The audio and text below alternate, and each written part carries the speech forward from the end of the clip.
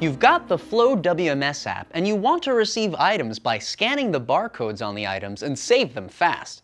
This video shows courier companies and freight forwarders how to do just that using the Flow WMS app for a blind receiving process.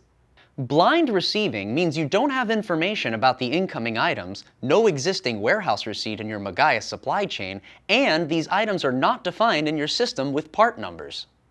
I'll show you the blind receiving procedure using only the app, not a dimensioner. Our other videos in this series show how the dimensioner works with the app. From the app home screen, tap Blind Receive. Fill in the info or tap Skip. Scan the item barcode.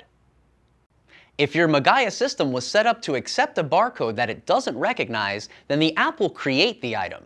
If it was set up to ask if you want to create it, click OK. Add a location. This is required.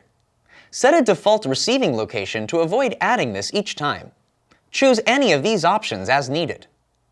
Add more info or photos. You can add these now or later. Print a label. Repack items. Tap Save. Tap Submit.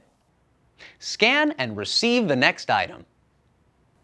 In your Magaya system, the scanned items appear in the warehouse receipt. More details can be added in Magaya or in the app. That's it for fast receiving with the Flow WMS app when you don't have information about the incoming items, no existing warehouse receipt in your Magaya system, and you're not using a dimensioner. See the other videos in this series for more scenarios using the app, including with the dimensioner. Thanks for watching.